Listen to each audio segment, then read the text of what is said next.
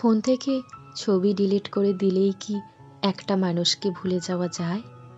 কাউকে আনফ্রেন্ড করে দিলে, আনফলো করে দিলে, ব্লক লিস্টে নিয়ে গেলেই কি তাকে মনের কাছাকাছি কবর দেওয়া যায়? কেউ মায়া নিয়ে বুকে কাছে জন্ম নিলে তাকে এত সহজে ভুলে যাওয়ার সূত্র মিলবে না। তাকে মুছে ফেলার কায়দা সহজ হবে না। পৃথিবীতে সব কিছুরই বদলি আছে। কেউ বদলে গেছে, ভুলে যাওয়ার নোটিশ ঘোষণা করেছে, মানে তাকে ভুলে যাওয়ার তাড়াহুড়ো করো না। শোষিত স্মৃতি ধমকের গলায় ছুঁড়ে ফেলে কায়দা একেবারে তাড়িয়ে দেওয়ার বায়না করলে কখনোই ছুঁড়ে ফেলতে পারবে না।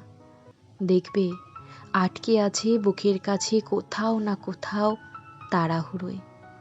স্মৃতিদের ধীরে ধীরে মারতে হয়।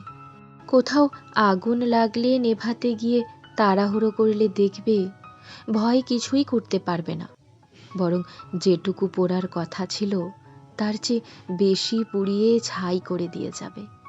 লাগতে পারে নিজের গায়েও, কিন্তু ঠান্ডা মেজাজে নেভাতে যাও, দেখবে নিজের সাথে ছাইও কম হবে।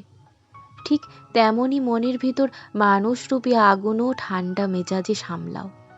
স্মৃতি হত্যায় তাড়াহুড়ো করতে নেই। ধীরে ধীরে দেখবে ঠিক হয়ে যাবে। অভ্যাসে আগুন লাগলেই স্মৃতি আগুন নিভে যায়। শরীরের ক্ষতটাও দেখায়, বুঝে শুনে ওষুধ লাগাই, তবু সময় লাগে ঘা সারতে। আর মনের ক্ষত, সে তো অদৃশ্য, তাকেও সময় দাও, প্রাকৃতি ঠিক ওষুধ হবে। বদলে যাওয়ার দিন বদলে দেখবে তুমিও একদিন তালগাছ হবে শক্তপোক্ত, হেলাতে পারবে। সেদিন আর কোনো স্মৃতির ঝড় বাতাস গায়ে লাগবে না।